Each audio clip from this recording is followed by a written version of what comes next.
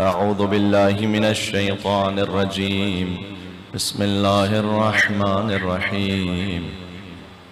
الحمد لله الذي ليس لقضائه دافع ولا لعطائه مانع، ولا كصنعه صنع صانع، فطر أجناس البدايع وأتقن بحكمته الصنايع، ولا تضيع عنده الودايع ولا تخفى عليه الطلايع. والصلاة والسلام على مبلغ الرسالات الإلهية العبد المرتضى والنبي المجتبى والرسول المصطفى سيدنا ونبينا وشفيع ذنوبنا وطبيب نفوسنا ومولانا بالقاسم محمد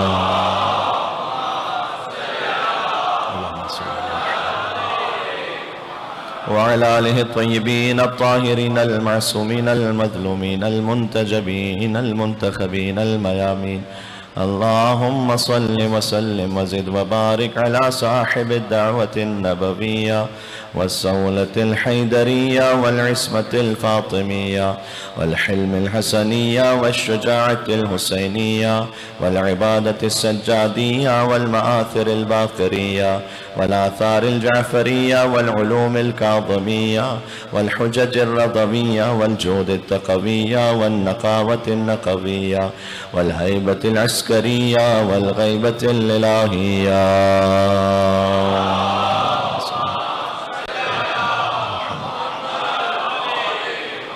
رحمة الله على محبيهم واللعنة الدائمة على أعدائهم أجمعين. ایک بار پھر زمانے کے امام عجل اللہ تعالی فرجہ شریف کی خدمت میں چلتے ہیں، آج ان سے توسل کرتے ہیں. بسم اللہ الرحمن الرحیم. یا وصی الحسن والخلفاء الحجة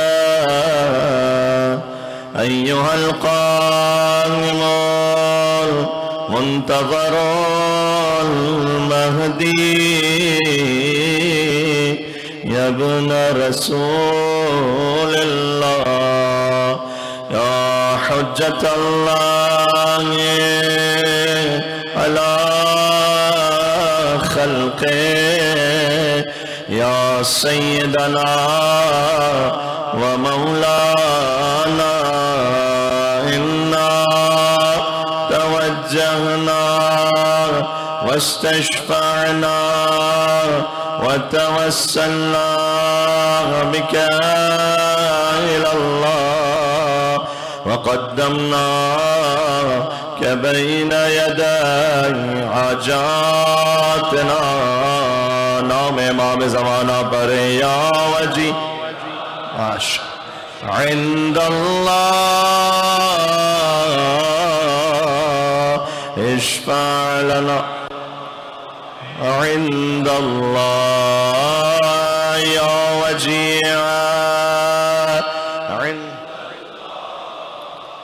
اشفع لنا. آج دعائے توسل کی رات بھی ہے، کربلا مانگ لیں آخری مرتبہ کہہ کر یا وجیع عند اللہ اشفع لنا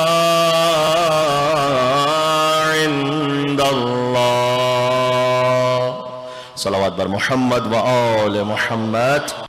اللہم صل علی محمد. اما بعد فقد قال اللہ الحکیم فی کتابہ المجید. بسم اللہ الرحمن الرحیم. رب المشرقین و رب المغربین فبأي آلاء ربكما تكذبان. مرج البحرين يلتقيان بينهما برزخ لا يبغيان. فبأي آلاء ربكما تكذبان. يخرج منهما اللؤلؤ والمرجان. فبأي آلاء ربكما تكذبان. نعرہ الصلوات.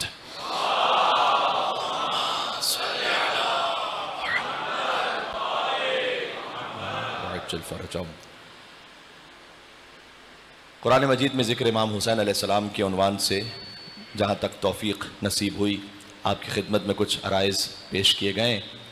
آواز واضح ہے آپ سب کے لیے انشاءاللہ. مل کے صلوات میں اللہ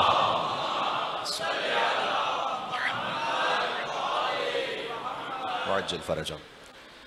ہم نے عرض کیا تھا کہ قرآن میں اور امام حسین علیہ السلام میں 21 شباہتیں جو بہت واضح ہیں، البتہ ہم تقریباً 10 شباہتوں کو پیش کر پائے اور اس کے بعد موضوع کچھ اور آگے بڑھ گیا۔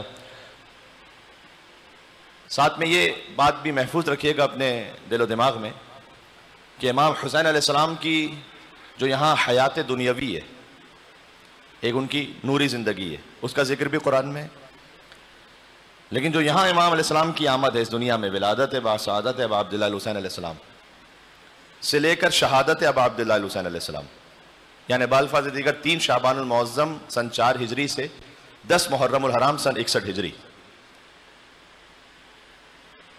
امام کی حیات دنیاوی کا آغاز ہے یخرج منہم اللؤلؤ والمرجان سے، اور امام کی اس حیات دنیاوی کا اختتام شہادت پر ہے یا ایتها النفس المطمئنہ پر، یعنی از ولادت تا شہادت قرآن مجید میں کہیں اجمال یعنی خلاصے کے ساتھ، کہیں تفصیل کے ساتھ ابا عبداللہ الحسین علیہ السلام کی زندگی کا پورا احوال اللہ سبحانہ وتعالیٰ نے قرآن میں بیان کیا ہے۔ یہ آپ ذہن میں رکھیے گا، یہاں سے وہاں تک صلوات بھیجیں، میں کچھ آیتیں پڑھتا ہوں آپ کے سامنے۔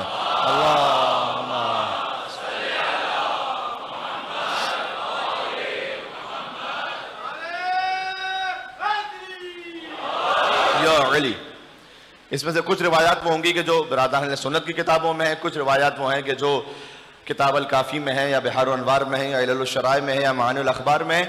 بہرحال میں اس وقت مومنین سے جو خطاب کر رہا ہوں تو اس میں اگر کوئی روایت اہل تشیع معتبر کتاب میں بھی آ جائے تو ہمارے مدعا کو بیان کرنے کے لیے کافی ہے، باقی ہے کہ جسے قبول کرنا ہے وہ قبول کر لے گا، جسے قبول نہیں کرنا وہ قبول نہیں کرے گا، ہمارا کام بیان کر دینا ہے، منوانا زبردستی نہیں ہے۔ اور اللہم صلی علی محمد وعلی محمد، جو غدیر کی بھی آیت ہے نا، یا ایھا رسول بلغ ما انزل الیک من ربک، اے رسول آپ پہنچا دیجئے، وما علینا الا البلاغ المبین، حضور نے کہا کہ آپ کہہ دیجئے، اللہ سبحانہ وتعالیٰ نے کہا کہ میرا کام واضح طور پر میسج پہنچا دینا ہے، زبردستی منوانا کام نہیں ہے، آپ پہنچا دیجئے، یا ایھا رسول بلغ ما انزل الیک من ربک، جو آپ کے رب کی جانب سے نازل ہو چکا ہے وہ پہنچا دیجئے۔ بعض لوگ ہم سے یہ سوال کرتے ہیں کہ مولانا صاحب ہم جس انوائرمنٹ میں ہیں بہت مرتبہ ہم گفتگو کرتے ہیں، کنونس کرنے کی کوشش کرتے ہیں، ہمارے آفس کولیگز ہیں، ہمارے اور یونیورسٹی کولیگز ہیں، لیکن وہ قبول نہیں کرتے بات کو، جب ہم حق پہنچانا چاہتے ہیں، جو آپ حق سمجھ رہے ہیں اور انہیں پہنچا رہے ہیں، ظاہر ہے کہ وہ کوئی اور حق سمجھ رہا ہے، لیکن یہ کہ آپ جو پہنچانا چاہ رہے ہیں وہ قبول نہیں کر رہے ہیں، تو ہم ان سے بھی یہ ریکویسٹ کرتے ہیں کہ آپ اپنی حجت تمام کر کے جتنا اخلاق کے دائرے میں ممکن ہے اپنی بات کو پہنچا دیجئے، زبردستی منوانا آپ کا کام نہیں ہے۔ بہت سے ایسے تھے کہ جو بزم رسول میں بیٹھ کے نہیں مانے، تو آپ کی آفس میں بیٹھ کے کہاں سے مانیں گے؟ ایک مل کے صلوات بھیج دیں محمد و آل محمد پر، اللہم صلی۔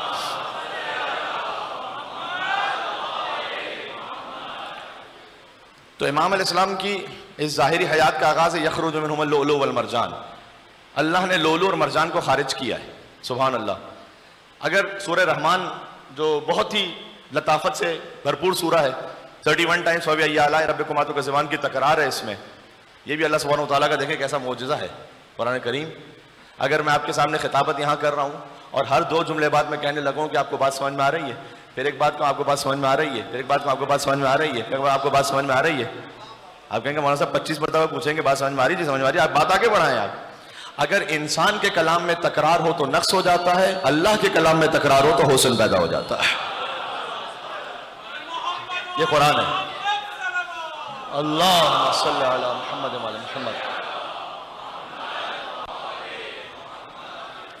بسم اللہ الرحمن الرحیم کے بعد جو آیت سب سے زیادہ تکرار ہوئی ہے قرآن میں وہ فَبِأَيِّ آلَاءِ رَبِّكُمَا تُكَذِّبَانِ ہے۔ بسم اللہ الرحمن الرحیم 114 ٹائمز ہے، اور سورہ توبہ میں نہیں ہے لیکن سورہ نمل میں 2 مرتبہ ہے، یہ بچے بھی جانتے ہیں ماشاءاللہ، اور سورہ رحمان میں 31 ٹائمز ہے فَبِأَيِّ آلَاءِ رَبِّكُمَا تُكَذِّبَانِ، جس کا کریکٹ ٹرانسلیشن یہ ہے کہ اور تم دونوں اپنے رب کی کون سی نعمتوں کو جھٹلاؤ گے۔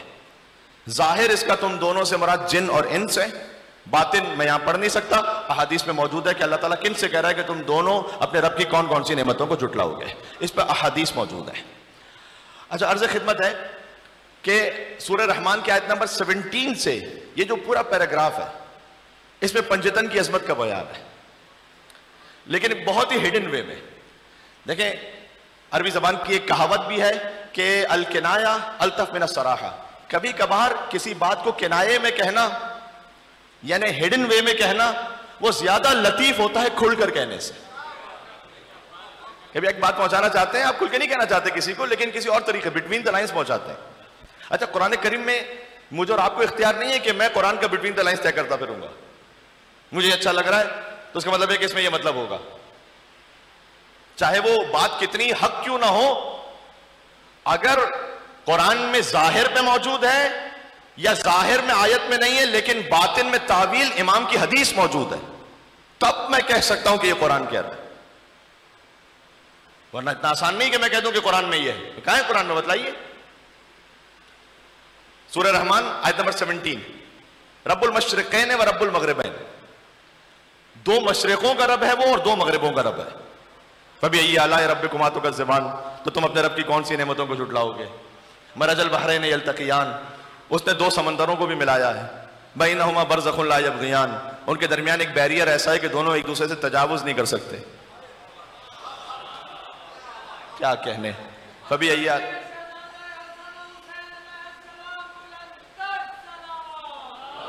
اللہم صلی علی محمد.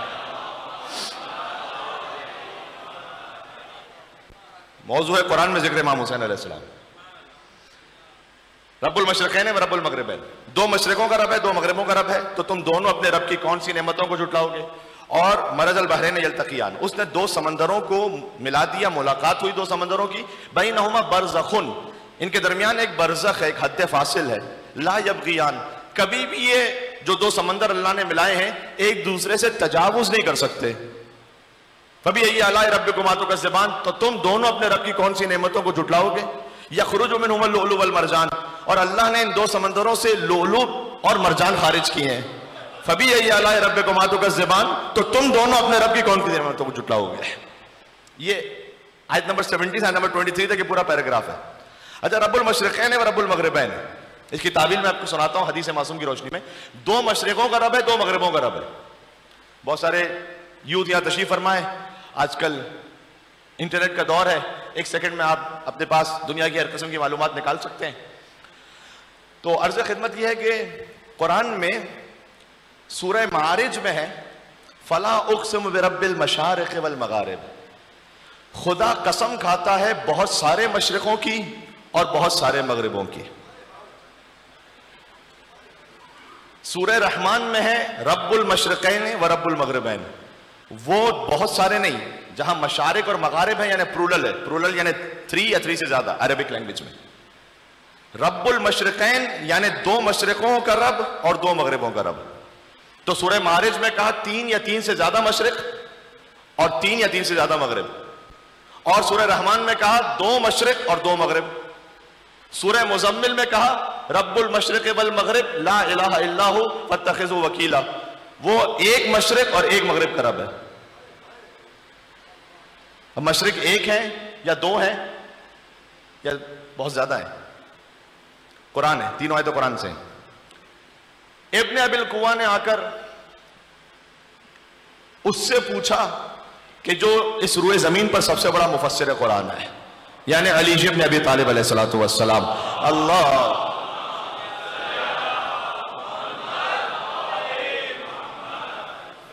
کیا کہنے. اور جو کچھ مولا کائنات کی زبان سے آپ کو عطا ہو رہا ہے وہ در حقیقت علم رسول اللہ ہے. یہ بات واضح ہے. مولا علی علیہ السلام نے فرمایا ہے کہ مجھے رسول اللہ نے علم کے 1000 باب سکھلائے، میں نے ہر باب سے 1000 باب کو نکالا ہے.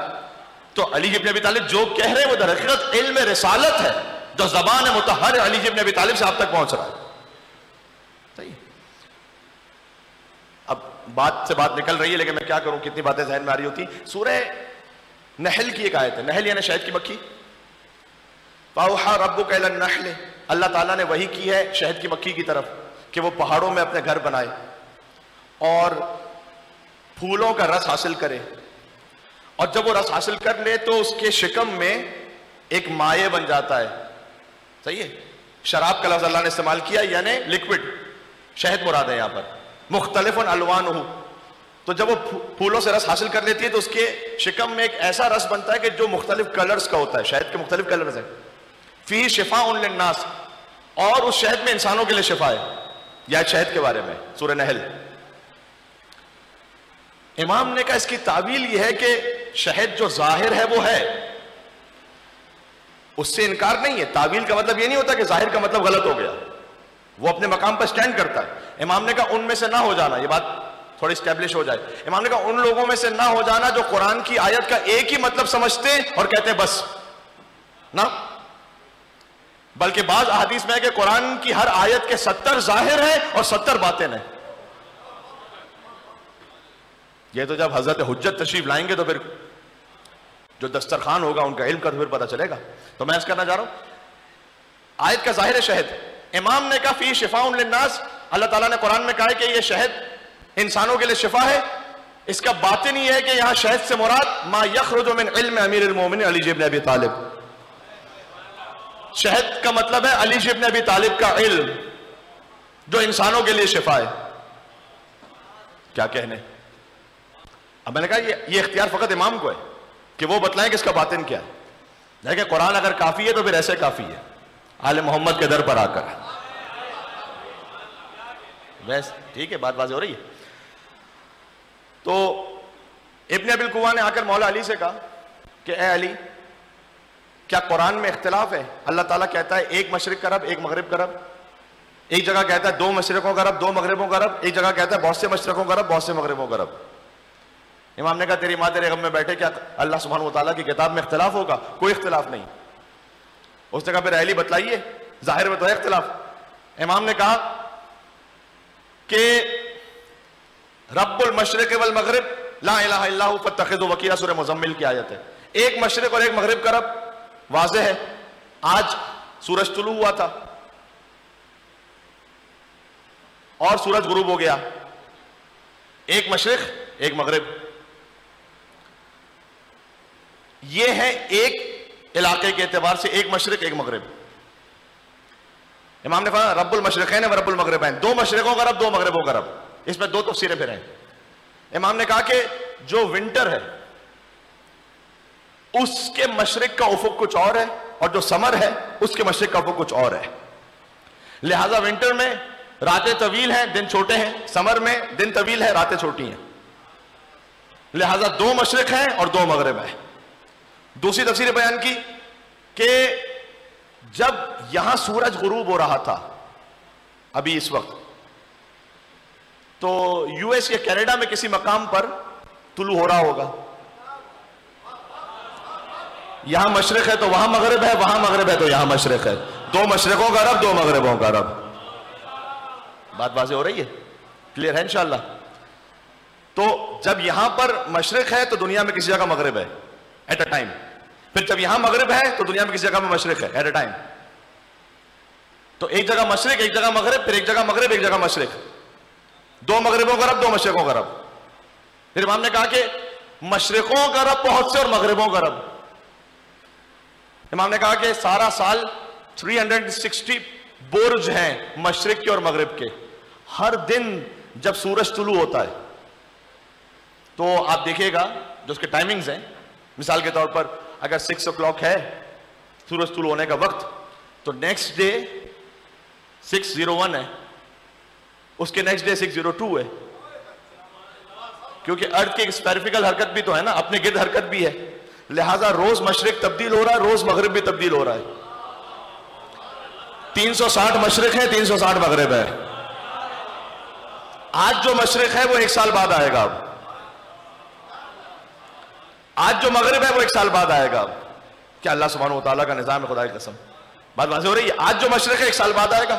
اسی خاطر ہے آپ سوچئے آج اگر 2 اگست کی مثال دوں، 2 اگست 2022 جہاں ہماری گفتگو ہو رہی ہے آج، 2 اگست 2022 میں جو آپ کا طلوع آفتاب کا وقت ہے نماز کے لیے اور جو غروب آفتاب کا وقت ہے، 2 اگست 2021 میں بھی وہی تھا. وہی تھا یا نہیں تھا؟ ایسا تو نہیں ہوتا کہ ہر سال کا جو کیلنڈر ہے اس میں تاریخوں میں جو نماز کا وقت ہے وہ بدل جاتا ہو. وہی ہے نا. 2 اگست 2023 میں بھی پھر پلٹ کر آئے گا. یہی مشرق یہی مغرب.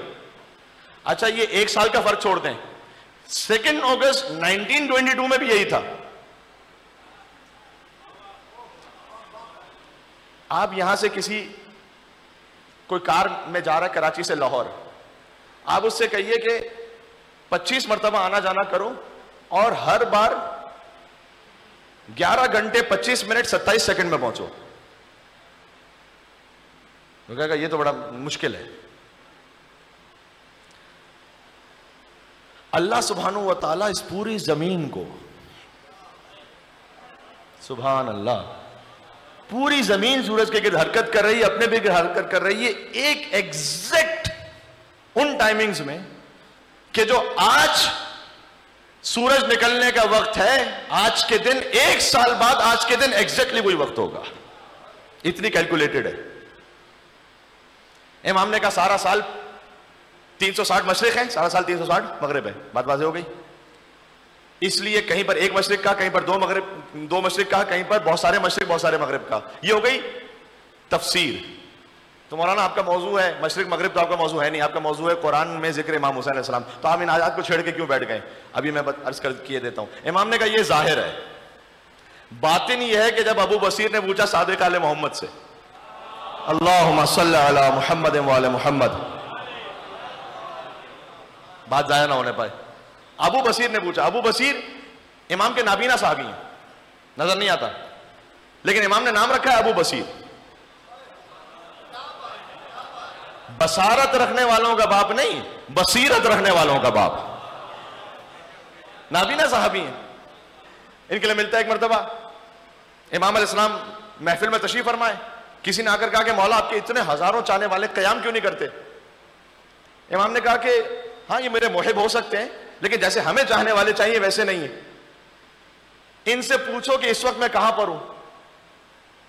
کہا مولا آپ یہاں سامنے, سب یہ کہیں گے سامنے. امام نے کہا نہیں پوچھو. جب 12ویں پردہ غیبت میں جا سکتے ہیں تو 5ویں کچھ لمحے کے لیے پردہ غیبت میں نہیں جا سکتے ہیں کیا؟ اس صحابی نے پوچھنا شروع کیا ایک سے کہ بھائی امام کہاں ہیں؟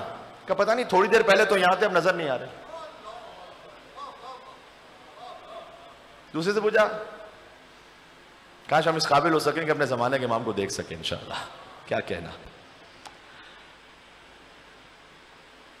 ان سے پوچھا کہاں ہے امام؟ کہا پتہ نہیں, ابھی تھوڑی دیر پہلے یہاں گفتگو فرما رہے تھے, اب نظر نہیں آ رہے. اتنے میں ابو بصیر جو نابینا صحابی داخل ہوئے مسجد میں. امام نے کہا اس سے پوچھو. ابو بصیر سے پوچھا مولا کہاں ہے؟ کاندھیوں کو سامنے نور نظر نہیں آ رہا تم کو یہاں امام تشریف فرمائے. اللہ اللہ.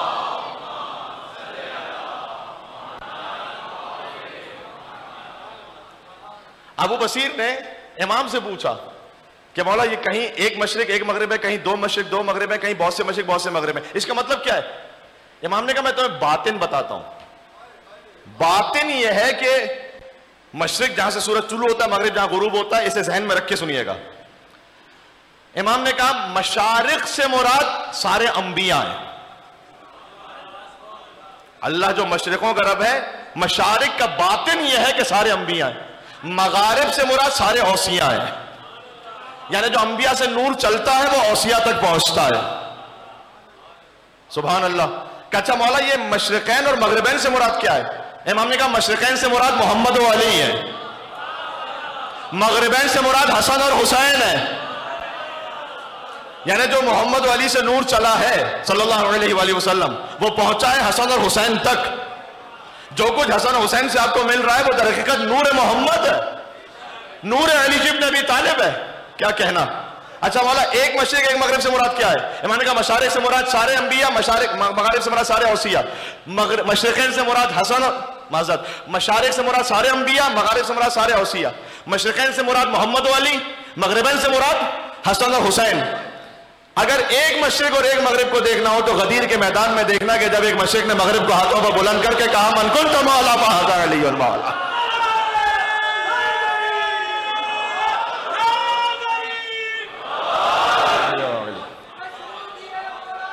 کیا کہنے.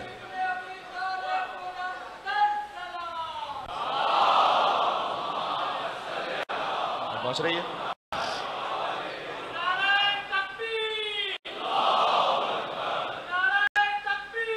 اللہ اکبر.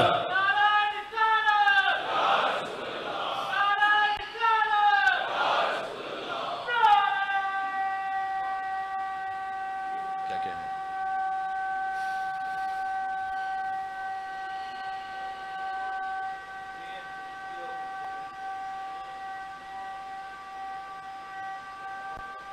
وہاں تک مومنین سب مل کے کہیے گا انشاءاللہ.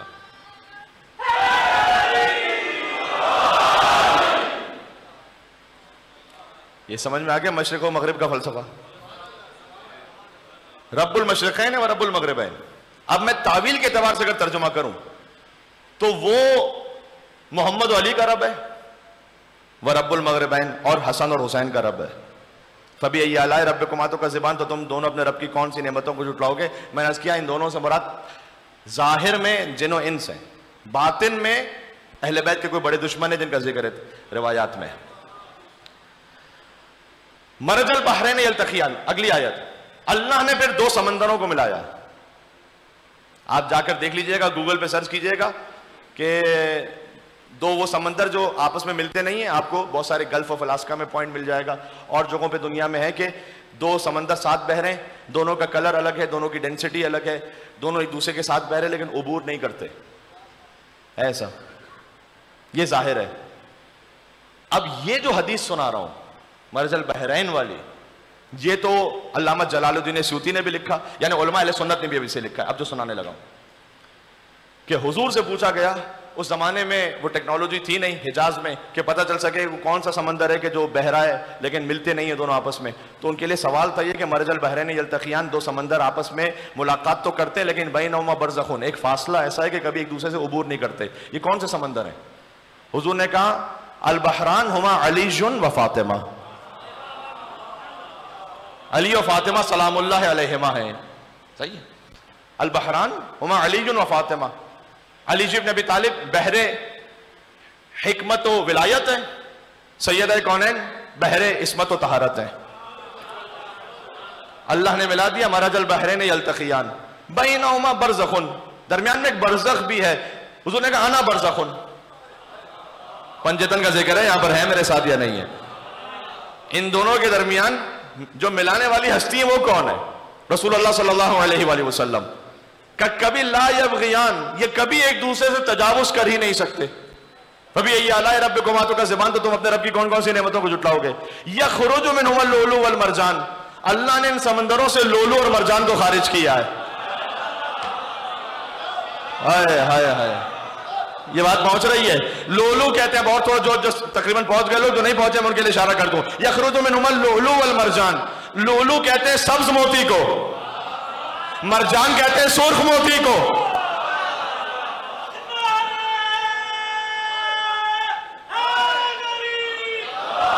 یو علی، یہ سورہ رحمان سمجھ میں آ رہا ہے؟ عروس القرآن، قرآن کی دلہن. یخرج منہما اللؤلؤ والمرجان. اللہ نے ان سے لولو اور مرجان کو خارج کیا ہے. لولو سے مراد امام حسن علیہ السلام ہے، مرجان سے مراد امام حسین علیہ السلام ہے. فَبِأَيِّ آلَاءِ رَبِّكُمَا تُكَذِّبَانِ. ہائے ہائے ہائے. تو تم پھر اپنے رب کی کون کون سی نعمتوں کو جھٹلاؤ گے؟ حسن اور حسین سے بڑھ کے نعمت کون؟ پنجتن پاک پر یہاں سے وہاں تک پرزور حیدری صلوات بھیجتے ہوئے محمد و آل محمد پر.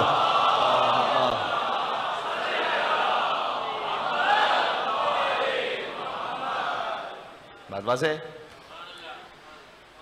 ابا عبداللہ الحسین علیہ السلام، میں نے اس کیا تھا قرآن میں کچھ آیتیں ایسی ہیں جہاں حسین کا ذکر اس طرح سے کہ پورے خانوادہ حسین کا ذکر ہے. اور اگر کل کی بات سے آپ مجھے ریلیٹ کر سکیں اس میسج کو، تو ہم نے عرض کیا تھا کہ آیہ تطہیر تو ہے ہی، وہ تو ماشاءاللہ ممبر کی برکت سے سب بچے کو یاد ہے. آیہ مباہلہ جہاں خانوادہ حسین کا ذکر ہے، لیکن فقط آیہ تطہیر اور آیہ مباہلہ نہیں ہے، اور بھی آیات ہیں جہاں حسین کے پورے خاندان کا ذکر ہے. من جملہ سورہ رحمان کی آیتیں جہاں رب المشرقین سے شروع ہوتی ہے بات، رب المشرقین و رب المغربین، اور بات آتے آتے یخرج منہما اللؤلؤ والمرجان. ابا عبداللہ الحسین وہ ہے، کیا کہنا. حسین فقط معصوم نہیں ہے، حسین معصوم گر ہے. حسین فقط نور نہیں ہے، حسین نور عطا کرنے والے ہیں. مجھے جانا ہے حضرت حر علیہ السلام تک ابھی. جو حر کو لعن اللہ امتن قتلت کا ولعن اللہ امتن ظلمت کا ولعن اللہ امتن سمعت بذالک فرضیت بہ کے جملوں سے نکال کر. یار زیارت وارثہ تو سب کو یاد ہے, کیا کہنے, پھر سے کہوں جملہ تاکہ اچھی طرح سے بیٹھ جائے دل میں.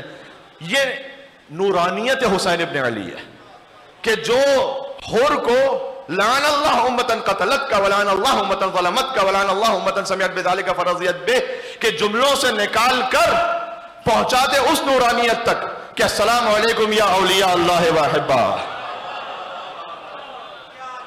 السلام علیکم یا اصفیاء اللہ وودہ, السلام علیکم یا انصار دین اللہ, السلام علیکم یا انصار رسول اللہ, السلام علیکم یا انصار امیر المومنین, السلام علیکم یا انصار فاطمہ الزہرا سیدۃ النساء العالمین, السلام علیکم یا انصار ابی محمد الحسن, السلام علیکم یا انصار ابی عبداللہ الحسین علیہ السلام. سبحان اللہ. زیارت کی توفیق کے لیے ایک صلوات بھیجئے گا انشاءاللہ. اللہم صلی علی محمد و علی محمد.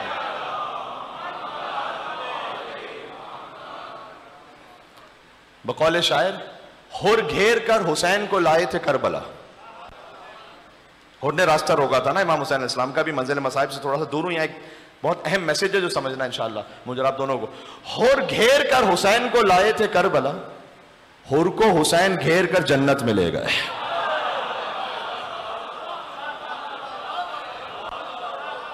بھائی مل کے حیدری اور حسینی صلوات بھیجے محمد و آل محمد پر.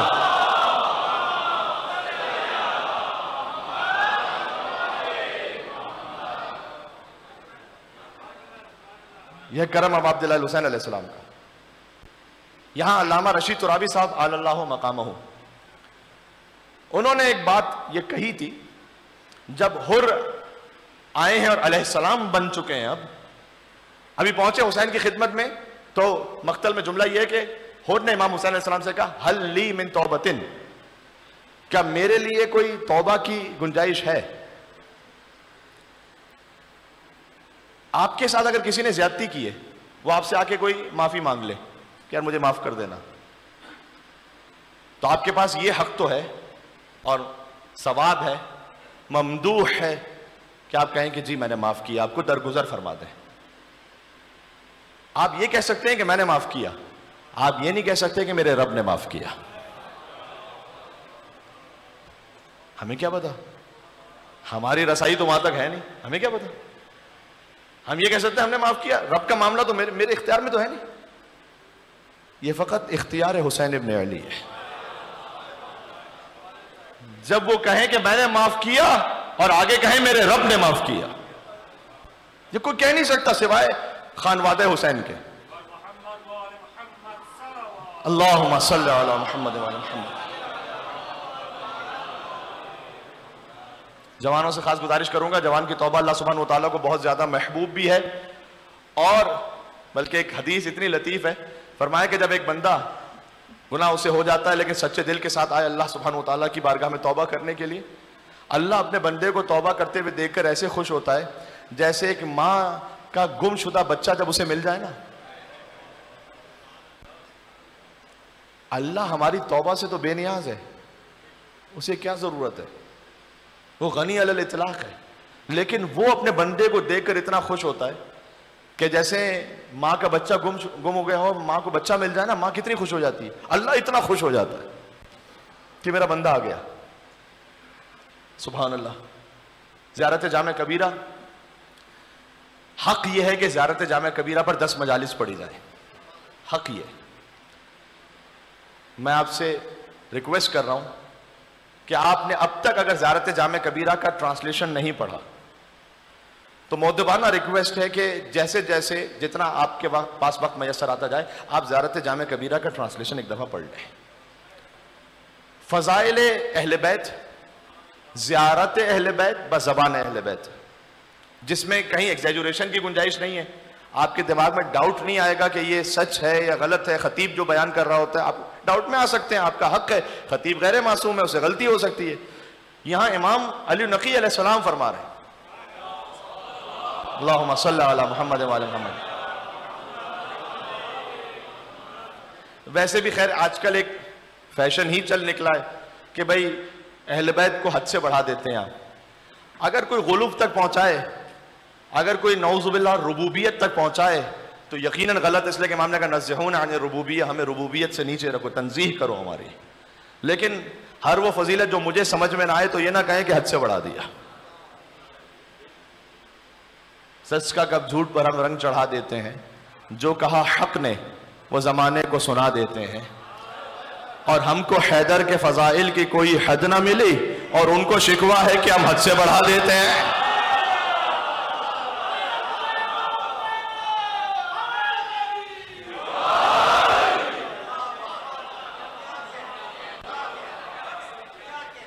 جی تو زیارت جامع کبیرہ کو پڑھ لیجئے. بکم یونفس الغم, اے اہل بیت, اللہ سبحانہ وتعالیٰ آپ کے وسیلے سے غم کو دور کرتا ہے. وبکم یکشف الضر وبکم ينزل, اللہ سبحانہ وتعالیٰ آسمان سے بارش کو نازل کرتا ہے آپ کے صدقے میں. بہرحال بڑی ہی معرکۃ العرا زیارت ہے. ایک ایک امام علیہ السلام نے اس میں اہل بیت علیہ السلام کے فضائل کو بیان فرمایا ہے اور ہماری معرفت کو بڑھایا ہے کہ سوچو کہ کس مقام پر کنہیں مان رہے ہو تم. اس زیارت جامع کبیرہ کا جہاں اختتام ہے, میں حضرت حر علیہ السلام کے باب میں اس بات کو کہنا چاہتا ہوں کہ وہاں امام کہتے ہیں ایسے کہو کہ یا ولی اللہ یا اولیاء اللہ, ان بینی و بین اللہ عز وجل ذنوب لا یاتی علیہا الا رضاکم, فبحق من اعتمنکم علی سر واسترآکم امر خلق وقرن طاعتکم بطاعتہ لما استوہبتم ذنوبی وکنتم شفاعی. اہل بیت, میرے اور آپ کے درمیان, ان بینی و بین اللہ, میرے اور اللہ کے درمیان کچھ گناہ ایسے ہیں, ان بینی و بین اللہ عز وجل ذنوبا لا یاتی علیہا الا رضاکم, وہ گناہ معاف نہیں ہوں گے جب تک آپ مجھ سے راضی نہ ہوں. کچھ گناہ ایسے ہیں. اچھا اگر کوئی غلطی ہو بھی جائے نا, آج شیطان اتنا زیادہ حاوی ہو گیا نا ہمارے سسٹم پر, ایک تو گناہ کرتے ہیں پھر انسٹاگرام پہ پوسٹ بھی کرتے ہیں. اللہ نے کہا ہے اگر کسی بندے نے میرے گناہ کیا ہے لیکن اس نے رکھا اپنے اور میرے درمیان ہے, وہ سچے دل کے ساتھ معافی مانگنے آئے گا, میں معاف کر دوں گا, ختم. لیکن جب آپ اس گناہ کو ڈسکلوز کرتے ہیں اور فخر کرتے ہیں, پوری دنیا میں نشر کرتے ہیں, مولانا ہم نے تو کبھی ایسا نہیں کیا, کیا مس گیدرنگز کی فوٹوز نہیں ڈالتے فیس بک اور انسٹاگرام پر, تو یہ گناہ ہے یا نہیں ہے؟ اب گناہ ہے بھی اور فخر بھی ہے اس پر.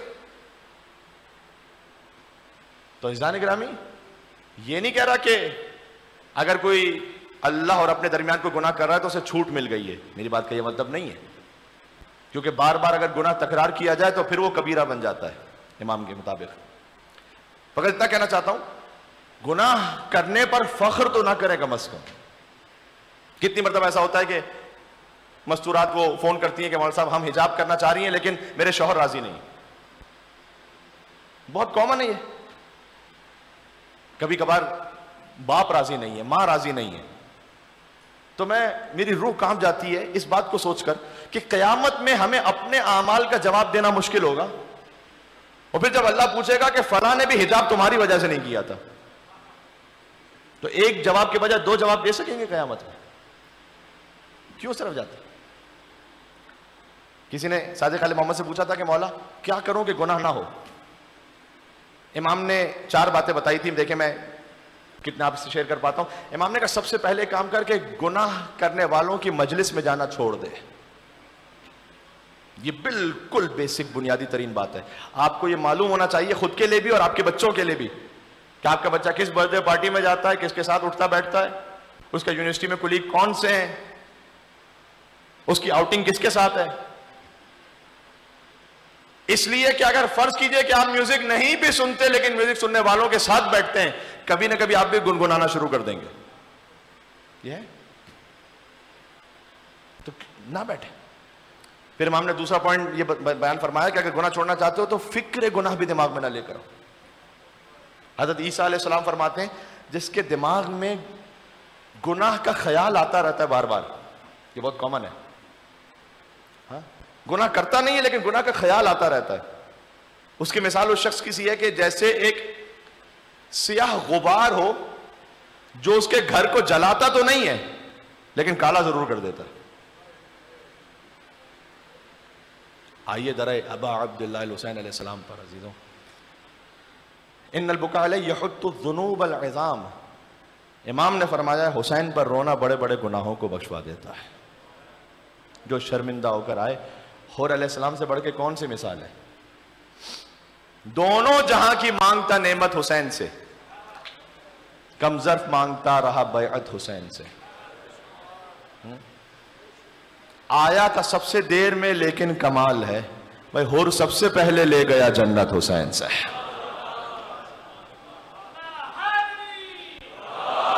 یا علی. ایک جملہ میں عقیدے کے باب میں کہنا چاہتا ہوں، اب اسے بھی اچھی طرح سماعت فرما لیجئے گا، مختصر ہے. اب میں جا رہا ہوں منزل مصائب پر. حور ان فکروں سے علیہ السلام تک پہنچ گئے. کیسے؟ حور نے نمازیں نہیں بدلی تھی، حور نے عبادتیں نہیں بدلی تھی، حور نے امام بدلا تھا. یہ بات سمجھ میں آ رہی ہے میں کیا کہنا چاہ رہا ہوں؟ یہاں ایک نعرہ حیدری کا حق بنتا ہے، آپ لگائیے مولا علی علیہ السلام کے نام پر.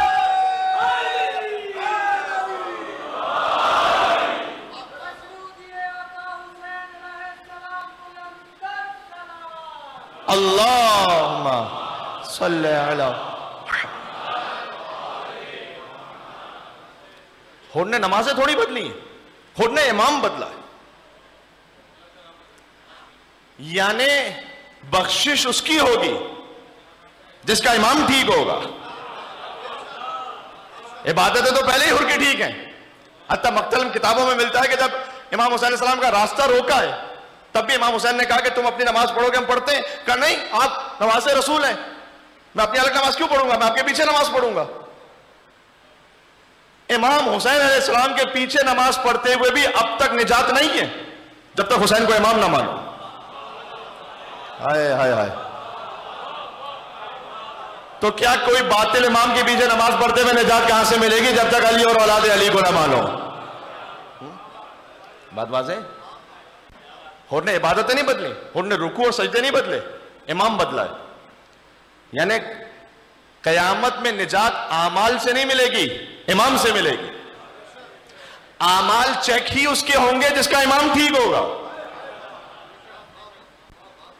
یہ حور علیہ السلام نے سمجھایا ہمیں. امام ٹھیک نہیں تو پھر اعمال ہی چیک نہیں ہوں گے، ختم ہو گئی بات. اور جب آئے تو میں نے کہا کہ یہ امام حسین علیہ السلام کا اختیار ہے کہ حسین یہ کہے میں نے معاف کیا اور میرے رب نے معاف کیا. فقط حور علیہ السلام نہیں آئے، ہمارے پاس تاریخ میں اور کچھ نام ملتے ہیں جو پہلے کچھ شامل ہوئے، کچھ حتیٰ عاشور کے دن شامل ہوئے، اور نام بھی ہیں. حور کو محبت فاطمہ زہرا بچا گئے سلام اللہ علیہ. احترام تھا حور کے دل میں. وہ غیر کے لشکر میں ہے لیکن حسین کی ماں کا احترام ہے اس کے دل میں. تو جب حسین کا راستہ روکے حور اور حسین کے گھوڑے کی لگام پر ہاتھ رکھے اور حسین کا ثقلت کا امو کا یا حر، اے حر تیری ماں تیرے ماتم میں بیٹھے، تیری یہ جرت ہے کہ تو حسین کے گھوڑے کی لگام کو پکڑ لے گا. یہ ایک طرح کی جسارت سمجھی جاتی تھی. امام کیوں کسی کے لیے اپیرنٹلی بد دعا دیں گے کہ تیری ماں تیرے ماتم میں بیٹھے؟ رحمت للعالمین کے نواسے امام حسین کیوں کہیں گے کسی کو ایسا؟ امام جانتے تھے کہ جب میں اس کی ماں کا ذکر کروں گا نا تو اسے میری ماں یاد آئے گی. اب بد دعا نہیں دی حسین نے، یہ ہدایت دی اسے. اس کے لیے ہدایت کا دفتر کھول دیا امام نے. اس نے لگام کو چھوڑ کر کہا کہ اے حسین، اگر عربوں میں کسی نے بھی مجھ سے یہ جملہ کہا ہوتا تو میں ویسا ہی جملہ پلٹ کر اس سے کہتا، لیکن میں آپ کو یہ جواب نہیں دے سکتا اس لیے کہ میں جانتا ہوں کہ آپ کی ماں بنت رسول فاطمہ زہرا سلام اللہ علیہ. یا اللہ. اس سے پہلے ایک جملہ اور کہہ دوں کہ جب حور نے حسین کا راستہ روکا تھا نا تو ابتدا میں بہت پیاسا تھا حور کا لشکر. تو امام حسین علیہ السلام نے کہا تھا عباس ان سب کو پانی پلاؤ. جو دشمن کے لشکر کو بھی پانی پلائے اسے حسین کہتے ہیں. تو کچھ اتنے پیاسے تھے اس کے لشکر میں کہ تہان محاربی یہ کہتا ہے کہ میں حر کے لشکر میں تھا لیکن بہت پیچھے رہ گیا تھا، پیاس کی وجہ سے میں آگے چل بھی نہیں پاتا تھا، اور ابا عبداللہ الحسین کی نگاہیں ڈھونڈ رہی تھی کوئی پیاسا رہ تو نہیں گیا، کوئی پیاسا رہ تو نہیں گیا۔ امام نے اسے دیکھا، مشک کو لے کر پہنچے اس کے پاس، اور امام نے اس کے سامنے مشک سے اس کے ہاتھ پر پانی آہستہ آہستہ بہانا شروع کیا کہ تو پی پانی۔ تو وہ بہت جلدی جلدی پی رہا تھا، امام نے کہا نا جتنا آرام سے پانی پینا چاہتا ہے پانی پی۔ سب کو پانی پلانے والے حسین کا 6 ماہ کا بچہ پیاسا مارا گیا عاشور کے دن۔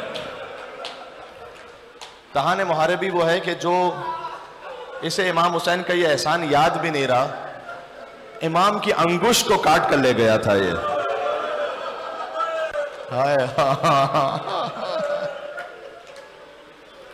مجھے حر علیہ السلام کا بھی ذکر کرنا ہے، 2 شہیدوں کا اور ذکر کرنا ہے۔ آج اصحاب حسین کی باری ہے ذکر کی، کل حسین کے بچپن کے دوست حبیب ابن مظاہر کا ذکر کروں گا انشاءاللہ۔ تو اس کے بعد امام حسین علیہ السلام نے وہیں پر قیام کیا، حر نے ساتھ میں نماز پڑھی، پھر امام چلنے لگے، اس نے راستہ روکا اور حر حسین کو گھیر کر کربلا لے آیا۔ دن گزرتے گئے، شب عاشور بہت زیادہ مضطرب تھا حر، تو حر کے بیٹے نے آ کر کہا کہ بابا آج آپ بڑے مضطرب ہیں، بلکہ بعض تاریخوں میں لکھا ہوا ہے کہ یزید کی فوج میں سے کسی نے آ کر حر سے کہا کہ بڑا اضطراب ہے تم میں، اگر مجھ سے کوئی پوچھتا کہ عرب میں سب سے بڑا بہادر اس وقت کون ہے تو میں تمہارا نام لیتا، کل کی جنگ سے ڈر رہے ہو کیا؟ تو حر نے کہا نہیں ڈر نہیں رہا، لیکن یہ العطش العطش کی صدائیں سن رہے ہو جو حسین کے خیموں سے آ رہی ہیں، سکینہ کی العطش کی صداؤں نے حر کو بدل دیا۔ حر نے کہا یہ کہاں کا انصاف ہے کہ ہمارے گھوڑے بھی پانی پیئیں فرات سے اور حسین کے چھوٹے چھوٹے بچے بھی پیاسے رہیں، تو میں اپنے آپ کو جنت اور جہنم کے درمیان محسوس کر رہا ہوں۔ صبح عاشور ہوئی، اللہ جانے اذان علی اکبر میں کیا تاثیر تھی کہ حر بدل گئے۔ حر نے اپنے بیٹے کو ساتھ لیا، کہا میری آنکھوں میں پٹی باندھ دو، میں حسین کو دیکھ نہیں پاؤں گا۔ کریم ابن کریم ہے حسین، کریم ماں کا کریم بیٹا ہے حسین۔ حر چلتے ہیں، بیٹے کو ساتھ لیا، آہستہ آہستہ لشکر یزید سے نکلے اور خیمہ حسین کی طرف چلنا شروع کیا۔ چلتے چلتے دفعتاً حر کے بیٹے نے کہا، اب باپ کی آنکھوں میں پٹی ہے، بیٹے نے کہا اللہ اکبر۔ کہا بیٹا تو نے تکبیر کیوں کہی اس موقع پر؟ کہ بابا وہ شبیہ رسول علی اکبر استقبال کے لیے آگے آ رہے ہیں۔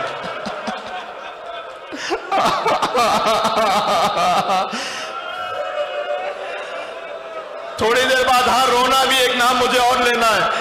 بیٹے نے کہا اللہ اکبر، کا تکبیر کیوں کہی؟ کہ بابا علمدار حسین ابو الفضل العباس وہ بھی آ رہے ہیں۔ بیٹے نے تھوڑی دیر میں کہا اللہ اکبر اللہ اکبر اللہ اکبر۔ کہ بیٹا یہ 3 تکبیریں کیوں کہی؟ کہ بابا اب تو فاطمہ کا لا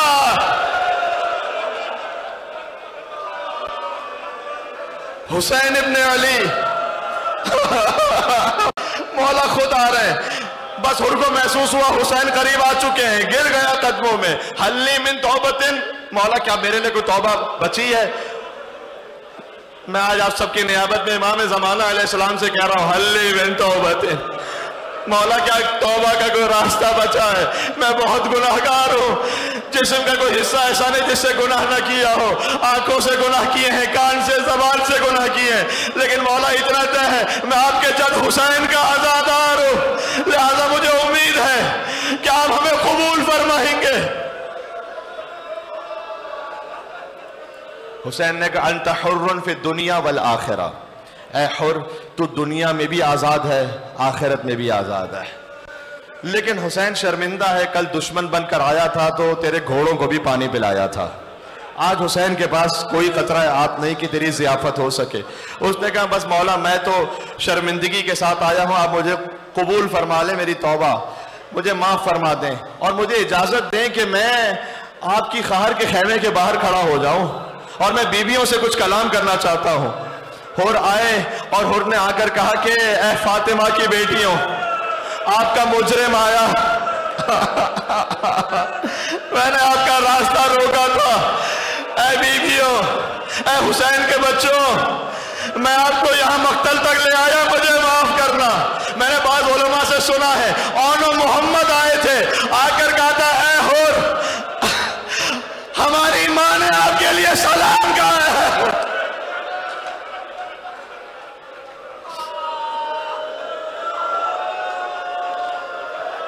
کہ مولا تھوڑا سا کفارہ ادا ہو جائے، بس سب سے پہلے میرا بیٹا چلا جائے مرنے کے لیے تو مجھے تسلی ہو جائے، میں نے گناہ کا کفارہ دے دیا۔ حور کے بیٹے کا نام علی ہے، وہ چلا، بہت شجاع ہے، مقتل میں جنگ کی، زمین پر گرا، تو حور کہتا ہے جتنا جلد ہو سکتا تھا